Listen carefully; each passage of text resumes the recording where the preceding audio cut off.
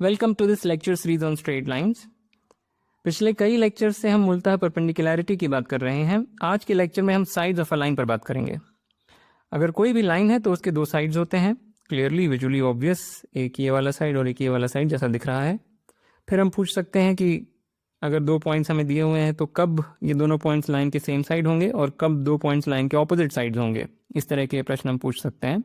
तो कैसे इनसे अलजेब्राइकली डील करें, ये आज के लेक्चर का मुद्दा है। Alright, some problems for practice, and now let us get started.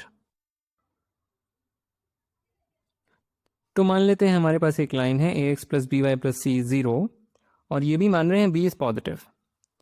यहाँ फिगर बना हुआ है, अगर b पॉजिटिव है तो इन पर्टिकुलर b 0 नहीं है और इसलिए ये लाइन वर्टिकल नहीं है।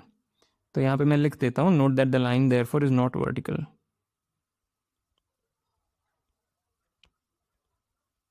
और वर्टिकल से हमारा मतलब होता है not parallel to, sorry vertical से मतलब होता है पैरेलल टू वाई एक्सिस। तो लाइन वाई एक्सिस के पैरेलल नहीं है और इसलिए उसका एक अपर साइड है और एक नीचे वाला साइड है, लोअर साइड है। ओके, अब अगर हमारे पास एक पॉइंट दिया हुआ है, सॉरी ये क्या कर दिया, हमारे पास अगर कोई पॉइंट दिया है P, एक पॉइंट है हमारे पास P, कैसे हम तय करेंगे कि पॉइंट P लाइन के ऊपर है या लाइन के नीचे है। लिखा हुआ है कैसे तय करेंगे, पर एक बार उसको छोड़ दें, मैं बता रहा हूँ, बस वो सुन लें। तो पॉइंट P यहाँ पर है कहीं पर, एक बार मान लेते हैं इस फिगर में ऊपर ही है। तो क्या होगा अगर हम लाइन के एक्सप्रेशन में अल्फा कॉमा बीटा सब्सटीट्यूट कर दें। सो मैं ये कहना चाहता हूँ कि ये जो एक्सप्रेशन है, इस एक्सप्रेशन के साइन से तय हो जाएगा कि जो पॉइंट अल्फा कॉमा बीटा है वो लाइन के ऊपर है या नीचे है। अगर पॉइंट लाइन पर होता तो ये 0 होता, अगर ये पॉइंट लाइन पर होता तो ये 0 होता, पर अगर हमने पॉइंट को लाइन के ऊपर लिया है तो क्या होगा, तो इसकी क्या वैल्यू मिलेगी। वेल, अगर हम एक वर्टिकल लाइन बनाएं और नीचे आए तो एक समय पर हम यहाँ पर पहुँचेंगे, क्योंकि पॉइंट भी हम मान रहे हैं लाइन के ऊपर है। तो एक समय बाद हम यहाँ पर पहुँचेंगे और वो जो कोऑर्डिनेट्स मिलेंगे वो होंगे अल्फा कॉमा बीटा प्राइम, जहाँ पे कि बीटा प्राइम बीटा से छोटा है। राइट, एक्स कोऑर्डिनेट तो अल्फा ही रहेगा क्योंकि हम वर्टिकली नीचे आए। अब हम ये जानते हैं कि क्योंकि alpha comma beta prime line पर है तो ये चीज़ 0 है, एंड देयरफॉर ये जो चीज़ है ये पॉजिटिव है। Right, beta is greater than beta prime, right, beta is greater than beta prime, therefore this becomes positive. हम ये मान के चल रहे हैं कि बी पॉजिटिव है, रिमेंबर दिस इज अस्यूम्ड। सो इससे सिद्ध हो गया कि ये जो एक्सप्रेशन है ये पॉजिटिव है। ऑलराइट, तो उसको मैं एक बार लिख देता हूँ, जो चीज़ अभी मैंने बोली। नीचे आए, एक पॉइंट मिला, उसको क्यू बोल दिया, उसके coordinates are alpha comma beta prime. तो we know this is 0 and therefore क्योंकि बी पॉजिटिव है ये चीज़ पॉजिटिव है। तो लाइन के एक्सप्रेशन में, लाइन का ये जो भी इसको बोलते हैं, जो भी एक्सप्रेशन है जिसको 0 करने पर लाइन मिल जाती है, उसमें x की जगह पे एब्सिसा डाल दें और y की जगह पे ऑर्डिनेट। वो अगर पॉजिटिव है, प्रोवाइडेड ये सारी बातें सब b को पॉजिटिव मानते हुए, वो अगर पॉजिटिव है तो जो पॉइंट है वो लाइन के ऊपर है, और वो अगर नेगेटिव है बाय सिमिलर रीजनिंग तो ये पॉइंट लाइन के नीचे है। वही बात यहाँ पे लिखी हुई है कि जो पॉइंट है वो लाइन के ऊपर है if and only if this expression is positive, और वो पॉइंट लाइन के नीचे है if and only this expression is negative. ठीक है, एक छोटा सा रिमार्क, ये जो एक्सप्रेशन है यहाँ पे जो लिखा हुआ है इसको हम ऐसे भी लिख देते हैं कई बार, L alpha comma beta. Self explanatory है ये नोटेशन। एल क्या है, ये इक्वेशन का जो 0 सेट है, यानी वो सारे पॉइंट्स एक्स कॉमा वाई जो इसको 0 बनाते हों। तो आप समझ गए होंगे क्यों इस चीज़ को एल अल्फा कॉमा बीटा लिखा गया है। ठीक है, वॉट एवर। तो वेरी सिंपल प्रोपोजिशन, अगर बी नेगेटिव होता तो एक करस्पॉन्डिंग प्रोपोजिशन हम निकाल लेते, वहाँ पे बात उलट हो जाती। P is above L if and only if this thing is less than 0 and conversely for this, I mean similarly for this. Okay, so what we should note from here is the following. जो इससे take away है वो ये exact statement नहीं है, ये जो भी कुछ लिखा है कोई बात नहीं. एग्जैक्ट स्टेटमेंट जो है वो ये कि assume b non-zero. Yes, in fact you can prove the following. हाँ ठीक है, if b assume b non-zero, यहाँ पे b को पॉजिटिव भी नहीं ले रहे हैं, then these 2 points are on the same side of L, which is ax plus by plus c 0, if and only if इन दोनों चीज़ों का साइन सेम है.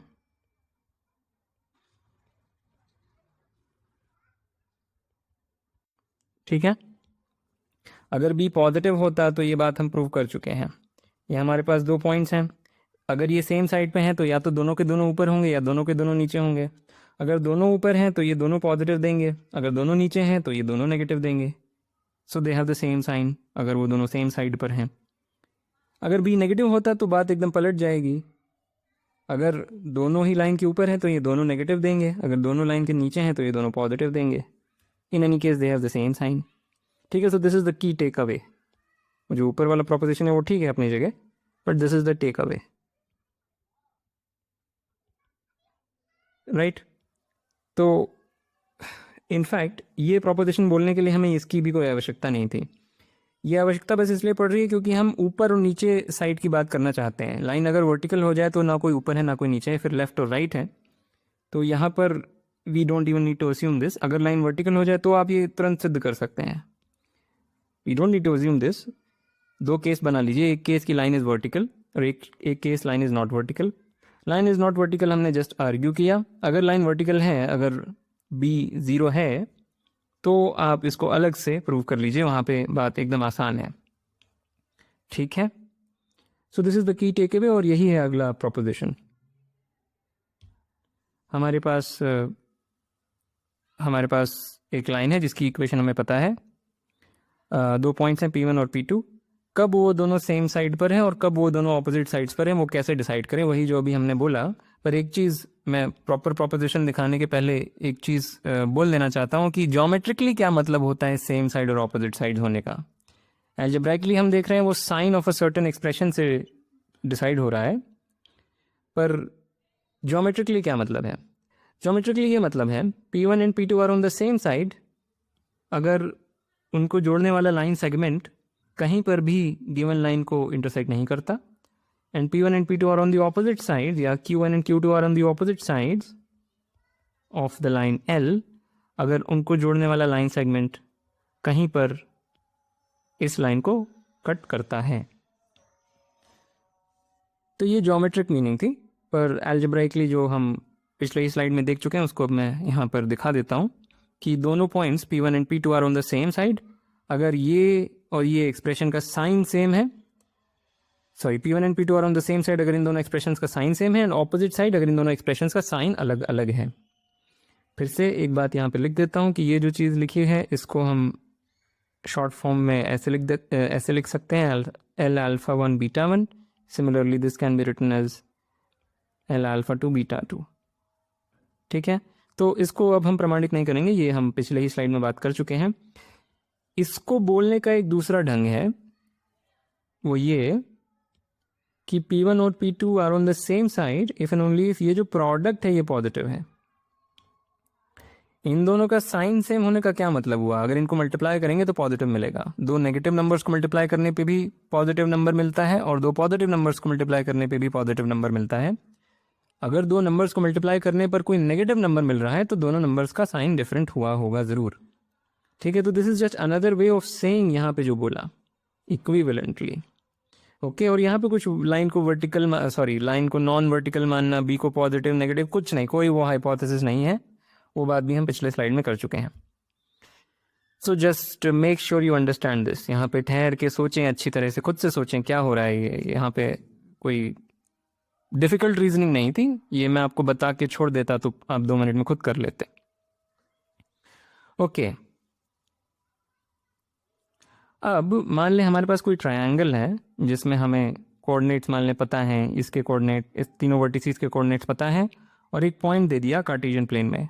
कैसे तय करेंगे कि ये पॉइंट ट्रायंगल के अंदर है या ट्रायंगल के बाहर है? ठीक है, दो तरीके से हम इसे देखेंगे। ये पहला मेथड जिसमें कि हमने अभी जो सीखा वो काम नहीं आएगा, दूसरे मेथड में हमने अभी जो सीखा वो काम आएगा।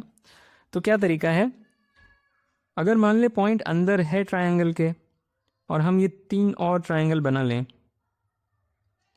और इन तीनों का एरिया जोड़ें, ये एरिया प्लस ये एरिया प्लस ये एरिया, अगर ये जोड़ें तो वो ट्रायंगल के एरिया के बराबर आ जाएगा।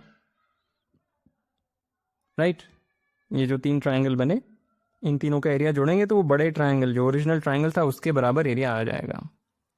पर अगर वो पॉइंट ट्रायंगल के बाहर था, ये हमारा ट्रायंगल है, पॉइंट अगर बाहर है, तो अब जो तीन ट्रायंगल्स बनेंगे, एक ये और एक ये, इन तीनों का एरिया जोड़ेंगे तो वो इस एरिया से बड़ा आ जाएगा, ओरिजिनल ट्रायंगल के एरिया से बड़ा आ जाएगा।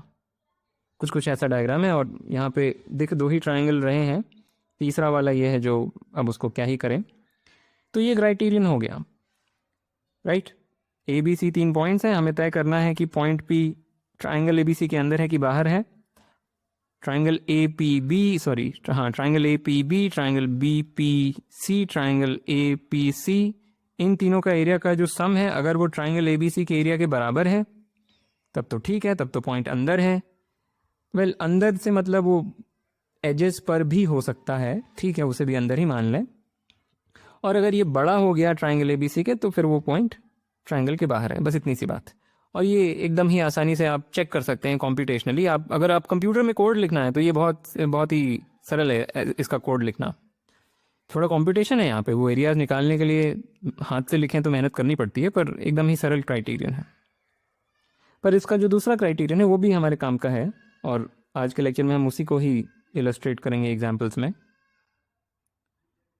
वो ये कि हमारे पास मान ली पॉइंट पी है, वो ट्राइंगल के अंदर है एक बार, तो हम क्या नोटिस कर रहे हैं कि अगर ये लाइन बनाई जाए ए सी, तो पॉइंट बी और पॉइंट पी इस लाइन के सेम साइड पर हैं।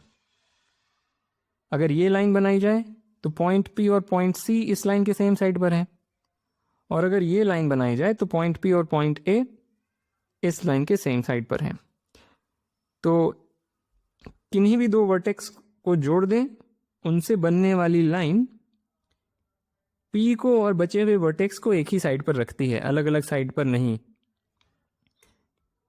अगर पॉइंट बाहर होता तो वेल, ए और पी इस लाइन के सेम साइड पर है, ए और पी इस लाइन के भी सेम साइड पर हैं, पर सी और पी इस लाइन के सेम साइड पर नहीं है।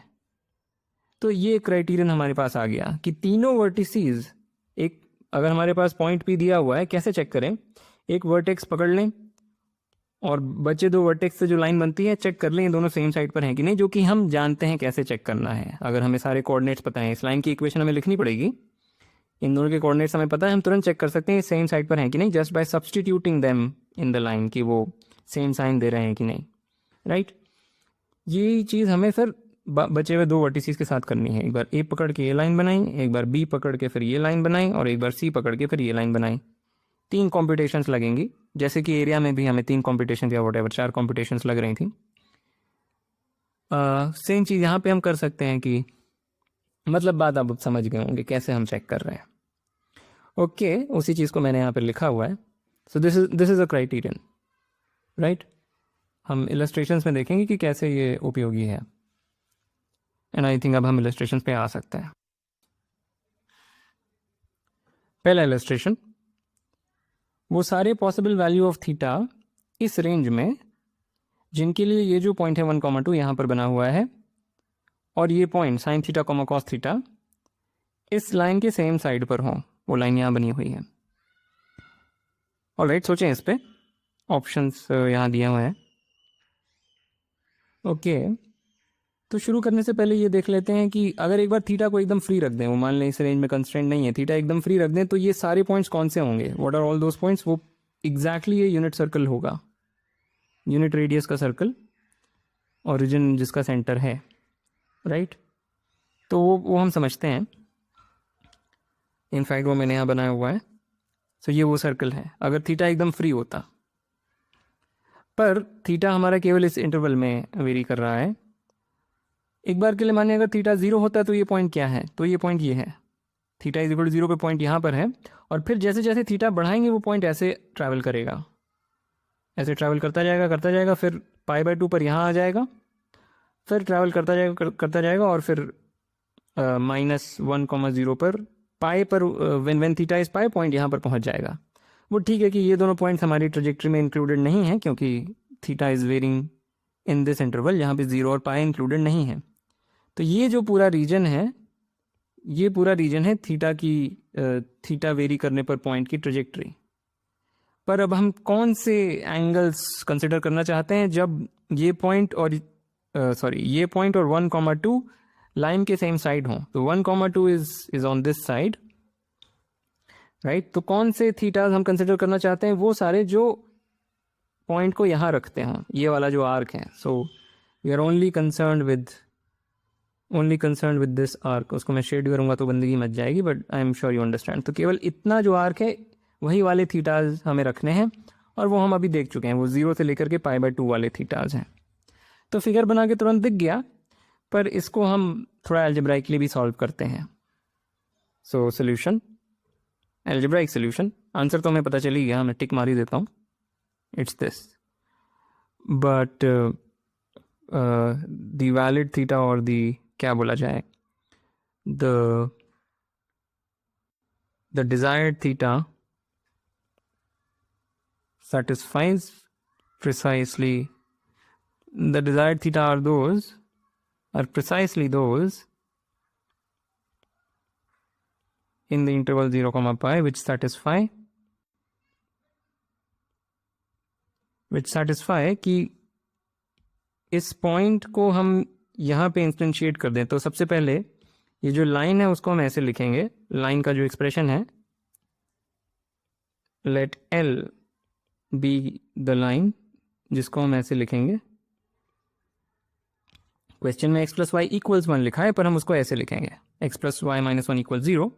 सो now by what we learn, जो अभी हमने सीखा उसको यूज़ करते हुए कि वो थीटाज कौन से हैं जो जिनकी हमने चर्चा करी, वो वाले थीटा हैं, एग्जैक्टली वो वाले थीटा हैं, such that L1,2 times L sin theta, cos theta, this is positive, same side पर रखना है ना। All right, but what is L of 1,2, that is 2, या अगर पूरा खोल के लिखें तो 1 + 2 - 1 times sin theta + cos theta -1, this is positive, which is same as saying sin theta + cos theta is sin theta + cos theta -1 is positive. और अब trigonometry की लड़ाई लड़नी पड़ेगी। जो मैं सब भूल चुका हूँ, sin थीटा + cos थीटा तमाम तरह के फॉर्मूले होते हैं, but let's see. So this is √2, मतलब ये तो मैं थोड़ा जुगाड़ लगा के कर दे रहा हूँ, राइट। पर 1/√2 को मैं sin π/4 लिख सकता हूँ, तो मैं एक स्टेप नहीं कर देता हूँ, sin π/4, या rather this should be, wait a second, sin theta + π/4, right, या sin this -1 should be greater than 0, that is, तो प्रिसाइसली ये वाले थीटास जो कि इस रेंज में भी हों। और अगर अब हम, ठीक है, इसके बाद आप व्हाटएवर इनवर्स ट्रिग्नोमेट्री जो भी आपको पसंद हो कैसे भी कर सकते हैं, पर अब हम साइन का जो कर्व है उसको एनालाइज करके आंसर दे देंगे। 0 से पाई के बीच में जो साइन का कर्व है वो ऐसा दिखेगा, राइट। थीटा अगर 0 से शुरू करें तो ये जो संख्या है π/4 से शुरू होती है, तो यहाँ से शुरू हुआ 1/√2, करेक्ट। तो जैसे जैसे थीटा 0 से बड़ा है, अगर 0 के बहुत नज़दीक है पर 0 से बड़ा है, तो ये चीज़ सेटिस्फाई होगी।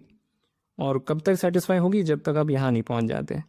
तो इनिशियली थीटा इज़ 0 पर वास्तव में जो इनपुट है वो π/4 है, और जैसे जैसे थीटा बढ़ा रहे हैं आप समझ गए होंगे। So that will come up to the point where this is theta is π/2। ठीक है, तो मैंने बहुत अच्छे से ये वाला पार्ट नहीं समझाया, but just look at the graph of the sine function and you will see कि यही आंसर मिल रहा है। नहीं तो आप अपने तरीके से कर सकते हैं। This trigonometric inequality you can easily understand by what ever method. Anyway, हमने ज्योमेट्रिकली देख ही लिया था आंसर क्या है। नेक्स्ट, एक पॉइंट है पी एच कॉमा के, जो कि इन दोनों ही लाइंस से यूनिट डिस्टेंस पर है, यानी पॉइंट जहाँ पे भी है परपेंडिकुलर गिराएं तो दोनों ही ये यूनिट है, यानी बराबर डिस्टेंस और यूनिट डिस्टेंस।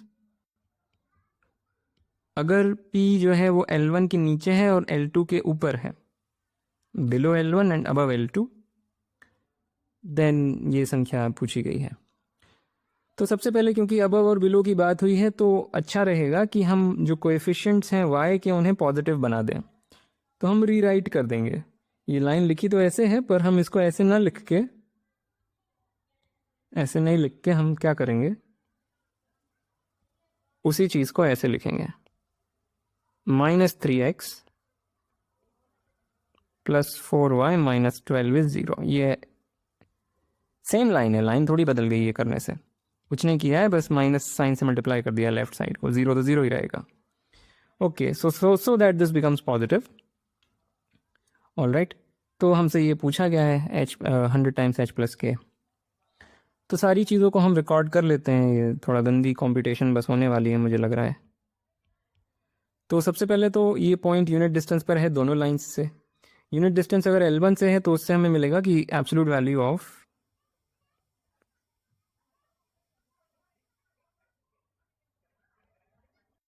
ये 1 है, और यूनिट डिस्टेंस L2 से है, उससे हमें मिलेगा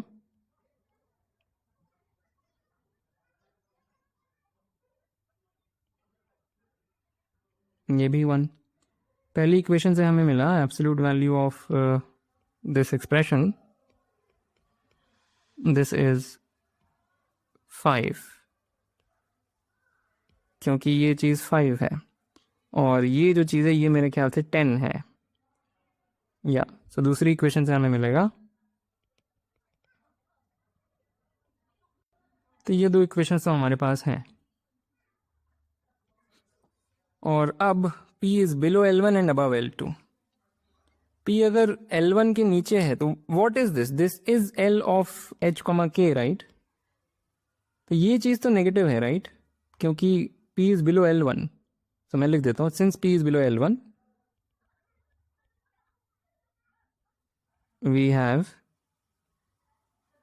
L1 H, K is negative. और यहाँ पे ज़रूरी था कि हमने इसको ज़बरदस्ती पॉजिटिव बनाया, नहीं तो हमें उल्टा लिखना पड़ता और दिमाग उसमें फिर कंफ्यूज हो जाता है, एक जगह पे नेगेटिव एक जगह पे पॉजिटिव व्हाटएवर। तो ये है, and therefore from 1 and thus इसको अगर 1 बोल दें, पहली वाली जो इक्वेशन थी दिस इज़ 1 और ये दूसरी वाली 2। सो फ्रॉम 1 हमें मिला कि माइनस साइन के साथ दिस इज़ 5। ये जो एब्सोल्यूट वैल्यू साइन है ये माइनस साइन के साथ खुलेगा, क्योंकि ये चीज़ अंदर की चीज़ नेगेटिव है। And similarly from 2, since P is above L2,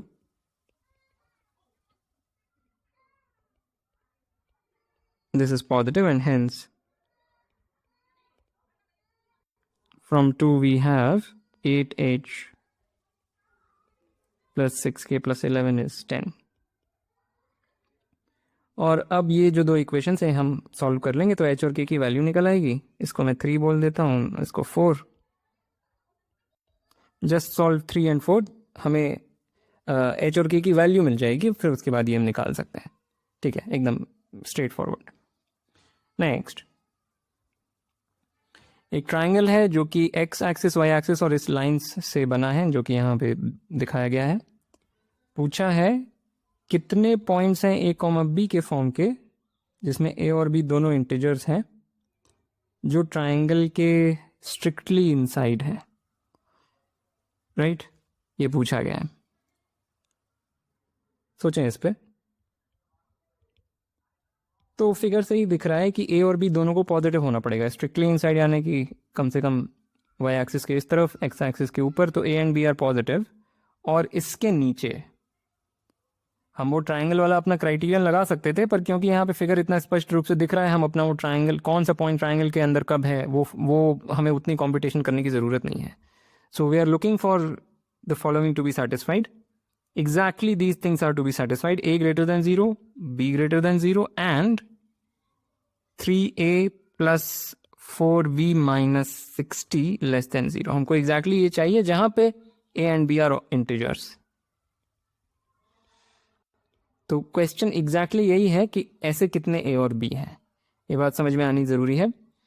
इसके नीचे रखना है a कॉमा b को. लाइन की इक्वेशन ऐसे ना लिख करके अगर ऐसे लिखें 3x plus 4y minus 60 is 0, और कोई पॉइंट इसके नीचे कब है, जब उस पॉइंट का एक्सप्रेशन यहाँ पे मतलब उस पॉइंट के कोऑर्डिनेट्स x और y की जगह रख दें और नेगेटिव मिले, क्योंकि जो कोएफिशिएंट y का है वो पॉजिटिव है. ये सारी बातें हम कर चुके हैं. तो हम एग्जैक्टली बस ये जानना चाह रहे हैं ये कब होता है. Okay, so what are the positive a and b for which this happens. Exactly कितने, ये भी नहीं कि कौन से, कितने. तो a को अगर 1 रखें, सो फॉर a, हाँ तो मतलब ऐसे ही शायद कर सकते हैं. a is equal to 1. This is not the most efficient way but it will work. a is equal to 1 के लिए जो इक्वेशन बनेगी वो होगी 4b less than 60 minus 3 which is 57. तो इसके लिए हमें मिलेगा b इज कितने, यहाँ पे कितने सोल्यूशंस आएंगे. 57/4 का फ्लोर वैल्यू, इतने सोल्यूशंस आएंगे. कितने पॉजिटिव इंटीजर्स भी हैं जो इसे सेटिस्फाई करते हैं, वो इतने हैं, एग्जैक्टली इतने. थोड़ा सा विचार कर लें. इसी तरह से a इक्वल्स 2 पे कुछ मिलेगा, 3 पे कुछ मिलेगा, फिर उन्हें बस जोड़ना है. This is not probably not the best way. इसका कुछ मुझे सोचना चाहिए अच्छा तरीका, पर क्योंकि सवाल में डेटा ये सरल सा है तो ऐसे ही हो जाएगा. सो इसके लिए हम देखना चाह रहे हैं 60 minus 6, right. So that becomes 54 and so on. तो हम बस ये देख रहे हैं 57/4 की फ्लोर वैल्यू प्लस 54/4 की floor value plus, and this will go on up until 57 तो 3 का मल्टीपल है, तो yeah 93 is 57, so yeah, so this will be 3/4. in fact I can write 6/4. इसके beyond नहीं जाना पड़ेगा. This is exactly the number of solutions, और ये आप कैलकुलेट कर सकते हैं. मे बी इसको अच्छे तरह से मुझे सोचना चाहिए कि what is a very good way to calculate it, मैंने पर सोचा नहीं. Anyway, this is the answer. Next, right, वो सारे अल्फ़ा बताने हैं जिनके लिए ये पॉइंट उस ट्राइंगल के अंदर लाई करता हो जो इन तीनों लाइंस से बना है. ठीक है, ज़रूर सोचें इस पर. ठीक ठाक इंटरेस्टिंग सवाल है. तो पहले वो ट्राइंगल मैं दिखा देता हूँ कैसा दिखेगा. ये वो ट्राइंगल है ABC, और मैंने ये कंप्यूट भी कर लिए हैं इसके वर्टिसेस अलग से पहले ही. A is this, B is that, and C is this.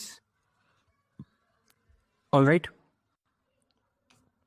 अब कौन कौन से अल्फा हैं फॉर विच ये पॉइंट ट्राइंगल के अंदर लाए करता हो. एक बार के लिए अल्फा को फ्री छोड़ देते हैं कि अल्फा मान लें कोई भी रियल नंबर होता तो ये ट्रेजेक्ट्री क्या है, what are all these points, उनको एक बार समझते हैं. तो वो मैंने यहाँ बनाया हुआ है. तो एक बार अल्फ़ा अगर कुछ भी है तो वो ये ट्रेजेक्ट्री बन जाएगी. अल्फ़ा को 0 रखेंगे तो ये पॉइंट मिलेगा ओरिजिन. अल्फ़ा को पॉजिटिव की डायरेक्शन में बढ़ाते जाएंगे तो ऐसे चलते जाएंगे हम, और नेगेटिव डायरेक्शन में बढ़ाएंगे तो ऐसे चलते जाएंगे. तो यहाँ से दिख रहा है कि जो भी हमारा सोल्यूशन आएगा, what ever all the possible values of alpha will be एक कोई नेगेटिव वैल्यू, और फिर मतलब एक ऐसा एक इंटरवल आएगा यहाँ पर जिनके लिए वो पॉइंट्स ट्राइंगल के अंदर हैं, और एक इंटरवल यहाँ पे आएगा. 2 इंटरवल्स आएंगे. ओके, सो अब हम इसको सॉल्व करने की कोशिश करते हैं. तो कैसे तय करते हैं कोई पॉइंट ट्राइंगल के अंदर कब है, हम देख चुके हैं. तो what we need to what precisely the conditions जो हमें चाहिए अल्फ़ा पर, वो ये हैं कि पॉइंट सी को इस पे इवैल्यूएट करें और अल्फा कॉमा अल्फा स्क्वायर को इस पे इवेलुएट करें तो सेम साइन मिले। सिमिलरली पॉइंट बी को इस लाइन पर इवेलुएट करें और अल्फा कॉमा अल्फा स्क्वायर को इस लाइन पे इवेलुएट करें तो सेम साइन मिले, and similarly for the other vertex. ये 3 चीज़ें हमें करनी है। So it's a long long thing that we have to do, but let's try to do it. Maybe मैं बीच में थक जाऊँ। Okay, so C may be ए के साथ शुरुआत करते हैं। वर्टेक्स ए उठाया, उसमें अगर ये सब्स्टिट्यूट करेंगे तो क्या होगा? तो वी गेट 1/3। मे बी इनको नाम देना ठीक रहेगा, so let me call them. ये जो लाइन है इसको मैं कुछ बोल देता हूँ। This will be called LBC, this will be called LAC, and this will be called LAB। ठीक है, ये ऑब्वियस नाम। LBC यानी वो लाइन जो B और C से पास होती है, etcetera.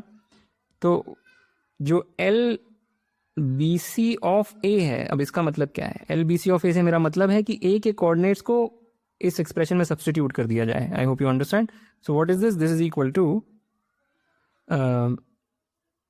1/3, right? That's what this is. A के कोऑर्डिनेट्स आर 1/3, 1/9, वो यहाँ रख दिए, और ये जो संख्या मिलेगी ये नेगेटिव आएगी, right? This thing should be negative, या दिस इज नेगेटिव। तो therefore what we want to have is कि अगर उसी जगह अल्फा रखा जाए, LBC में अल्फा और अल्फा स्क्वायर रखा जाए तो ये नेगेटिव होना चाहिए, एंड दैट इज जो इनइक्वालिटी सेटिस्फाई होनी आवश्यक है वो ये कि alpha plus 2 alpha square -3 is negative. So this is the first inequality that we get. इसी तरह से 2 और मिलेंगी, and those are precisely the conditions that have to be put on alpha. So similarly AC of B, ये क्या है? B is this point और LAC is this line. So 2 times 5/4.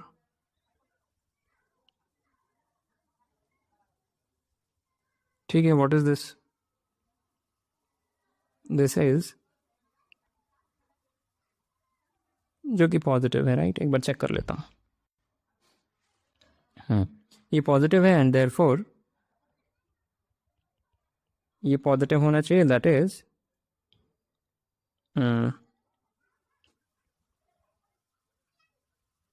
ये सेकंड इनइक्वालिटी आ गई।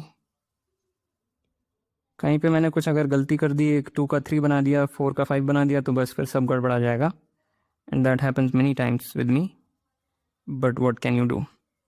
ठीक है, लास्ट में LAB में C को पुट किया। This is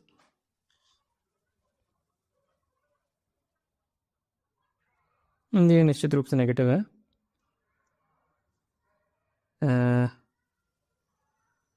yeah, and therefore LAB of this expression is negative. That is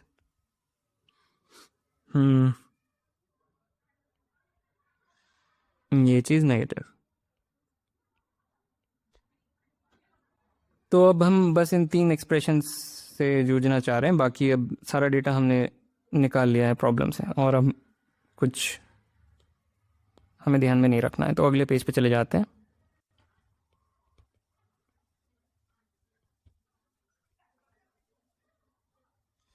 okay, so from 1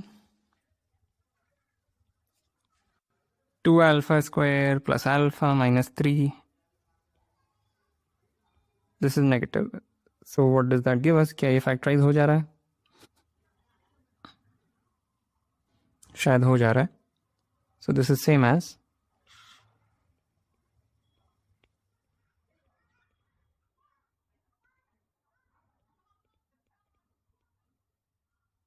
तो ये नेगेटिव कब होगा? ओके, एक लाइन और लिख देता हूँ।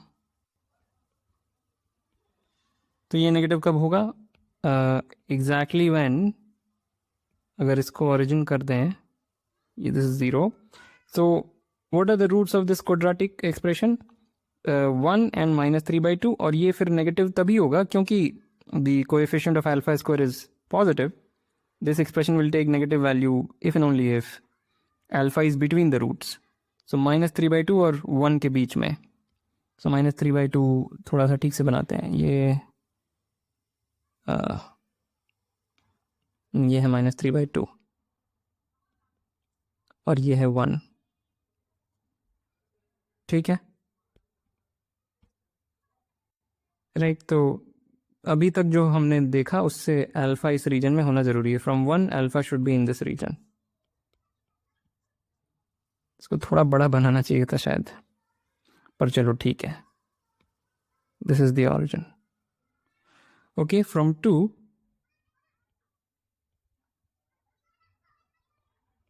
ये है, एंड होपफुली ये भी फैक्टराइज हो जाएगा.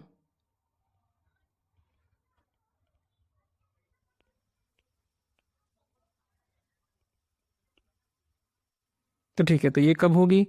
फर्दर इसी में ही संशोधन करेंगे.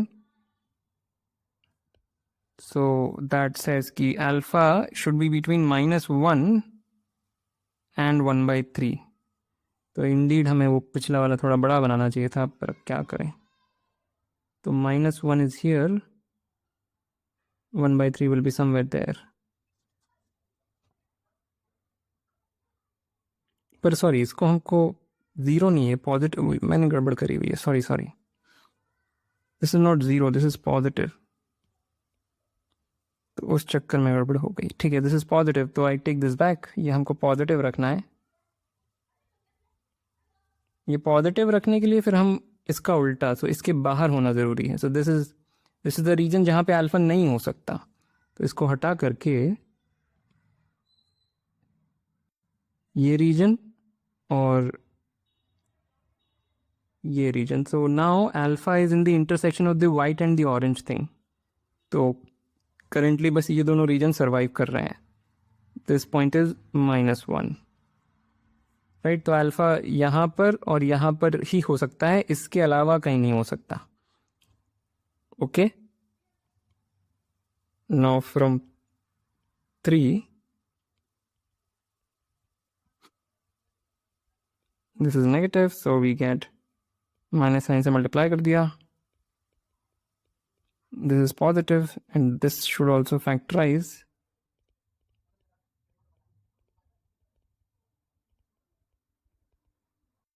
तो ये पॉजिटिव कब होगा? जब अल्फा 1/3 से भी बड़ा हो, सॉरी 1/3 से छोटा हो और 1/2 से बड़ा हो. सो ये पॉइंट था 1/3.